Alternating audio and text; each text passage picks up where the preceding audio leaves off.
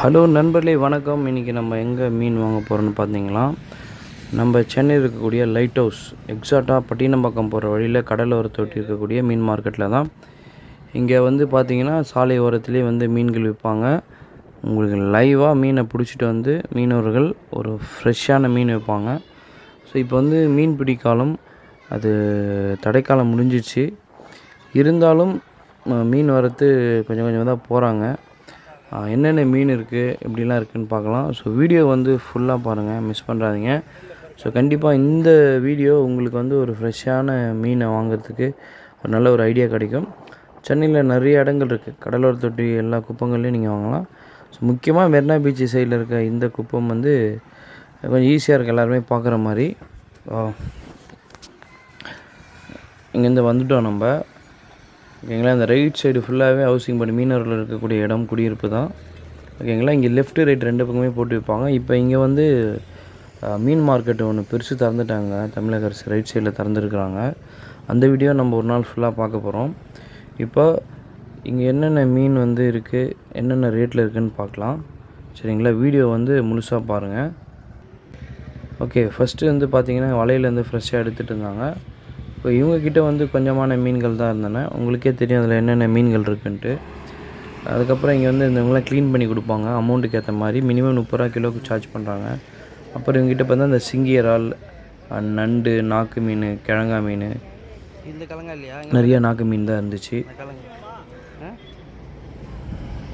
அப்புறம் பார்த்தீங்கன்னா ஸோ இவங்ககிட்டே இருந்தது. இவங்ககிட்ட ஒரு கொஞ்சமான மீன்கள் தான். ஸோ பெரிய அளவில் மீன்கள் அவ்வளோ இல்லை. ஒருத்தர் 2 பேர் வந்து மீன்கள் வச்சுருந்தாங்க. ஸோ இங்கே பாருங்கள், இவர்கிட்ட நிறைய மீன்கள் இருந்தன, வாழை மீன்கள் எல்லாமே அவங்க பார்த்து வலையிலேருந்து எடுத்து போட்டுட்ருக்காங்க.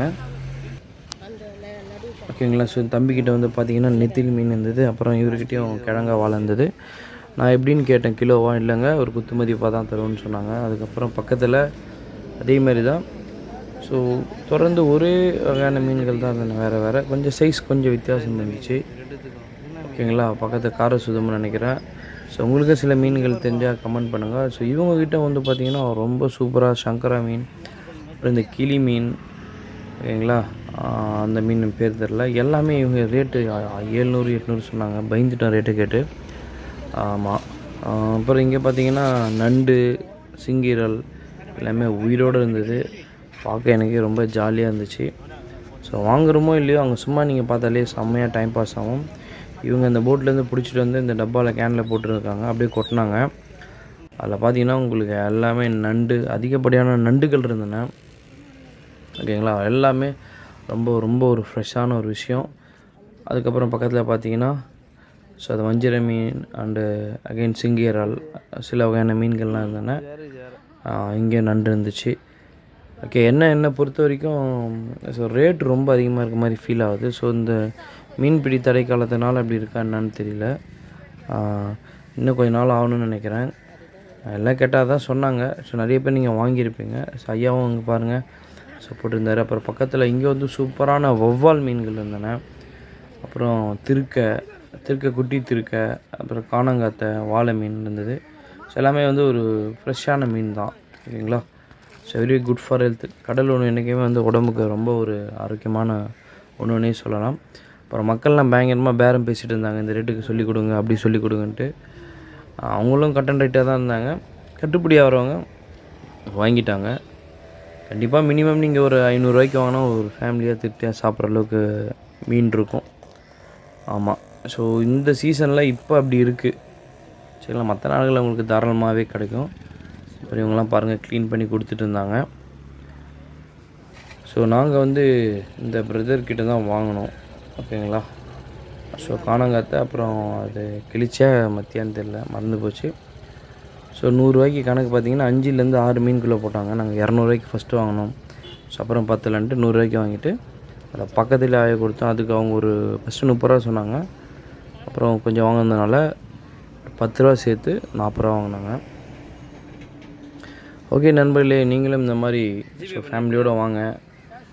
மீன் வாங்குறீங்களோ இல்லையோ, குழந்தைங்களை கொண்டு வந்து காட்டுங்க. ஒரு லைவான மீன்கள், நிறைய உயிருடன் மீன்கள்லாம் பார்க்கலாம். நண்டு, நத்தைகள், இந்த மாதிரி விஷயங்கள்லாம். ஓகேங்களா, ஸோ அப்படியே பார்த்துட்டு இன்னும் டெட் எண்டுக்கு வந்துவிட்டோம். நாங்கள் போயிட்டு ஒரு யூ டர்ன் அடிச்சுட்டு வந்துவிட்டோம். அப்புறம் நிறைய மீன்கள் வந்துகிட்டே இருந்தாங்க, அவங்க வந்து போட்டிருந்தாங்க, சேல்ஸும் பண்ணிகிட்டு இருந்தாங்க, மக்களும் அழகாக வாங்கிட்டு இருந்தாங்க. ஸோ அவ்வளோதான்.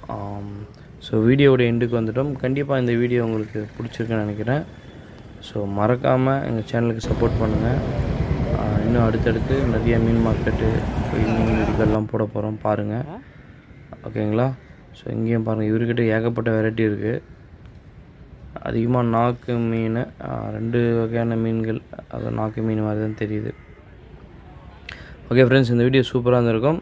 கண்டிப்பாக மறக்காமல் லைக், ஷேர் பண்ணுங்கள், பெல் பட்டன் அமுங்க. தேங்க்யூ ஃப்ரெண்ட்ஸ், நன்றி.